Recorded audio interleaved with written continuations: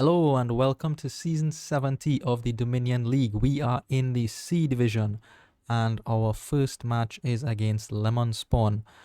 This is the feature game because there is a critical tactical decision that turns the game in favor of one of us, and I think that is well worth exploring if you want to win more games of Dominion.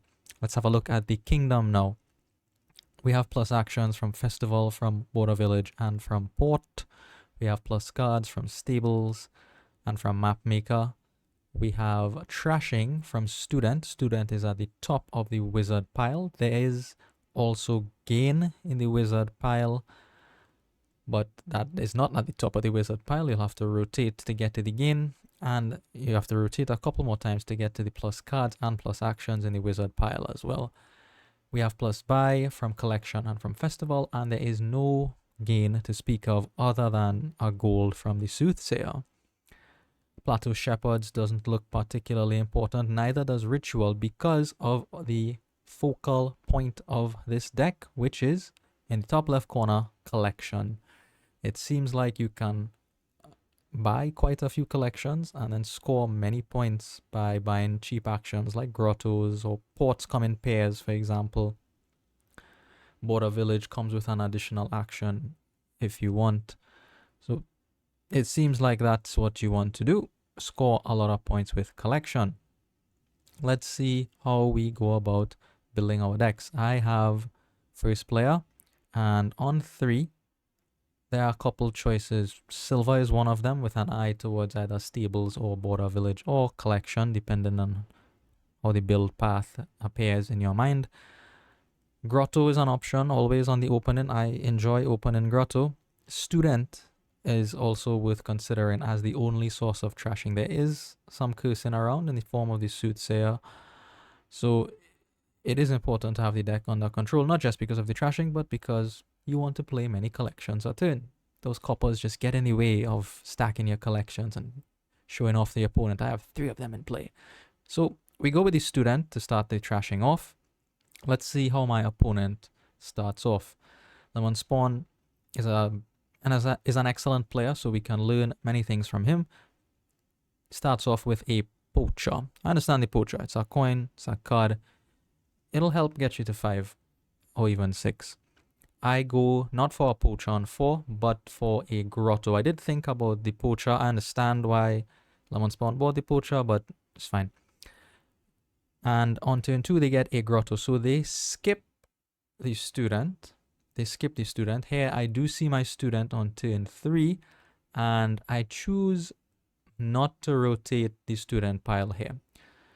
On the one hand, I can prevent my opponent from getting any trashing for the rest of the game. On the other hand, I will reveal the Gainer, the Conjurer, and I decided that the Conjurer was a better card for my opponent than the Student. In retrospect, I think that is wrong. I think I had an excellent opportunity here to deny trashing for my opponent, whereas I would be the only one with trashing, and I think in the long run, I would have benefited and won the game just off of this turn 3. However, we didn't rotate. We trash 1 copper and we buy a second Grotto on 3 coin there. I was expecting a bit more money on my turn 4, but let's see what we can do with it here. My opponent, they set aside 3 cards with the Grotto and they buy a Student because I gave them the opportunity to do so. Makes sense. Here's my turn 4. I go ahead, I set aside 1 and I choose to buy, I trash 1, sorry, I didn't see the Grotto. I trashed 1 estate with the Student and I just passed the turn back to my opponent. I do not need a 3rd Grotto in the deck, as yet 2 Grottos will suffice for this size of deck. My opponent gets to the end of the deck with a combination of Grotto and Poacher. They do not get to 6, but they get to 5. Stables is an excellent card on 5. Here, this is what you do with Grotto. When you see the Grotto, you set aside everything inside of the Grotto more times than not, and then I have the second Grotto in the deck, so I'm expecting to get to 6 on my next turn, honestly, because of how many cards I'll draw from my grotto, and I'll be able to set aside maybe 1 or 2 cards. Second grotto for my opponent, and unfortunately, there is a copper on top of the deck. I do not get to 6. I would have really enjoyed 6 here, but we have 5, so we'll just get our stables. I could trash an estate here with the student, but that takes 2 cards out of my hand. It makes my grotto much less powerful. So I choose instead to set the student and the 2 estates inside the grotto, pass it back to my opponent after buying a collection. We're going to start with the collection first. Extra money helps you to set aside more cards with the grotto. So now I can trash an estate with the student. It does take 2 cards out of my hand, but I don't need all the coppers to buy actions because I have this collection, which is worth 2 now. Stables comes out for my opponent. Here's the poacher. Here's a student. They are going quite well here. They rotate into the conjurers. This made me think that they wanted to buy a conjurer here. However, they do not get the conjurer. Here's the grotto. They set aside 2 cards in their grotto and they go for a second stables. Makes sense. Here you see what I was talking about with the collection being helpful or complementary to the grotto. I'm able to set aside 3 cards, 3 coppers inside the grotto here because I have the collection in my hand. Does not prevent me from hitting a critical price point. 5 for my first stables. Could have been 6 for border village and stables. I don't need the border village right away, and that border village could be worth 2 or 3 points later in the game when I have more collections. I don't need to get it now. There's no terminal to play in my deck. Stables for my opponent again. They rotate away from the conjurers into the sorcerers, and they do something here which I don't really understand. They buy a sorcerer. I was fully prepared to play this game in a peaceful way. Sorcerer just introduces more variants. It's fine. It's a thing you could do. Is not something I would do. I rather go after the collections. Stables draws 2 cards. Net 2 cards. You discard 1 for 3. And here, well, I do sort of have to retaliate with a sorcerer of my own. My opponent does have an opportunity to spin the sorcerers away from me, so I need to pick it up right now. And here I'm able to set aside 4 cards inside of my grotto, so I feel fairly reliable for the next part of the game here, at least through the middle game. Sorcerer comes out. I guess copper is the most plentiful card in my deck. Fortunately, 1 is on top of the deck, and I avoid getting a curse on that turn. Now, Lemonspawn buys their first collection. We are doing well here. I think I'm ahead of my opponent. They have more draw than me. I have more points than them. And I think I'm in a position here to even get a second collection if I want. I draw almost until the end of the deck. Just 1 copper is left. Here I can set aside 4 cards in the grotto again. 2 estates, the student, and a copper. I get to 6. This can be border village now. And it can be either another stables or another collection. I go for the stables, not the collection, because curses will start coming into the deck and I need to be able to draw those, trash those, and still set aside cards into the grotto to maintain consistency. And I'm ahead on points. I don't need to rush for the collections. Here, I do get cursed. It's fine. We'll clean it up. That's not a problem at all. 5 for my opponent. Let's see what they get. Is it another stables? Yes, it's another stables. Again, with an eye towards dealing with these curses from the sorcerer. They avoid my first sorcerer play, which is fine. Here, I do want to play the student to trash the curse. If I leave it in the deck, it's just going to introduce more variants, greater likelihood of bricking, and I don't want to have to deal with that, especially at this stage of the game, as game losing. Honestly, consistency is key right now. 4 cards goes inside of the grotto and I get a second collection. Again, very comfortable with my position. I will always guess copper with against my opponent's sorcerer. This time it worked out. No curse to trash for me. Very good. With 3 stables in my opponent's deck, I expect them to be consistent for the rest of the game as well. However, they are behind in terms of the collections. I have more points from collection and I have more collections than them. I expect to comfortably win this game actually at this point, just because of the little lead that I have on collections right now, and I expect that to grow significantly. I do manage to curse my opponent here, and we do get to draw again almost until the end of the deck. That is slightly uncomfortable to not have all the cards in hand, but it does not prevent us from making nice plays here. I could have set aside just 3 inside the grotto and had 9. Instead, I went for 8, which is a border village and another stables. This could be a third grotto. It would mostly be for 2 points. I think it would have been fine to pick up a third grotto there. I can always set it aside inside one of the existing 2 grottos. So I think that was a bit of a missed opportunity there for an easy 2 points. And also it does interact with the plateau shepherds that may come into play at the end of the game. So slight improvement, I think, from my end there. Opponent draws their deck. Grotto stores. This is the critical turn. So Grotto stores how many cards? Let's have a look at the log. 2 cards. Before that, Lemonspawn was storing 3 and 4 cards instead of their Grotto. Why did they store only 2 cards instead of inside of their Grotto? So that they can get to 10 and 2 buys. That lets them buy 2 collections. So now they are on par with me in terms of the number of collections. What Lemonspawn is saying here is that I am behind. The only way I win this game is if I take a chance.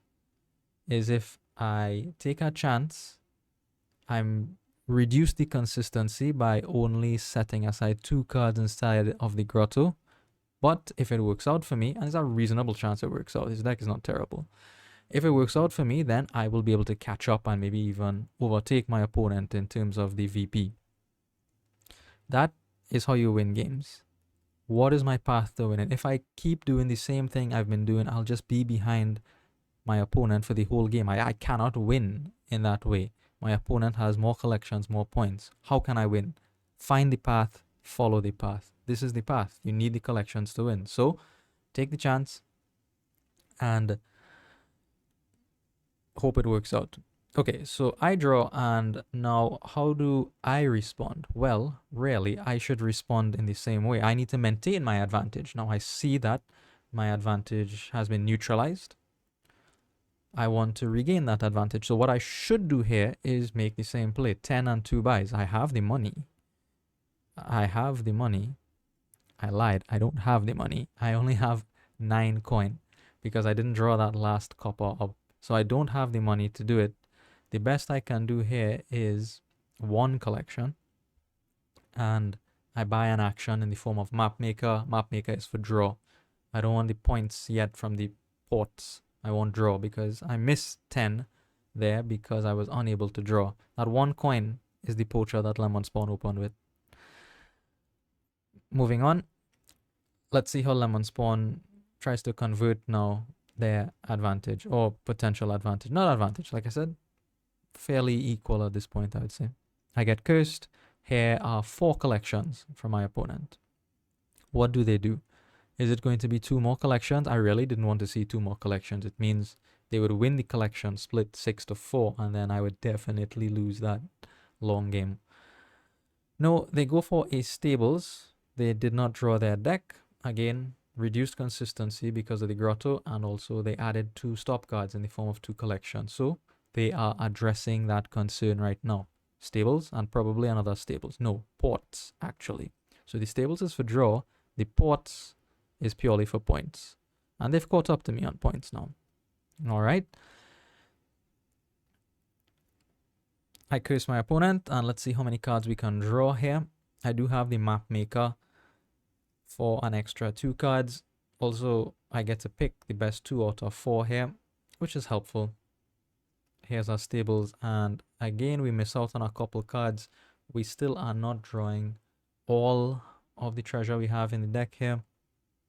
Here, set aside, what, 3 or 4 cards into the grotto, and I go for 8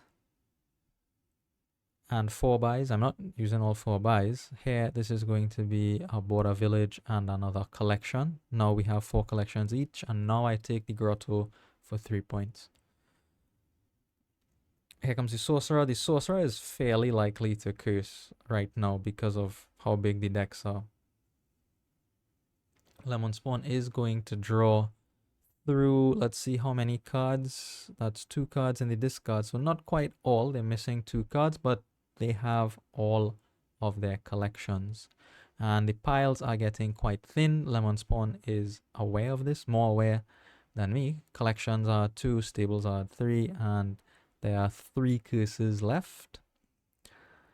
11 and 5 buys. Let's see what the play is here from them. Here's border village into ports and another collection. So they take a big lead, and then they also add a bit of payload into their deck with a 5th collection.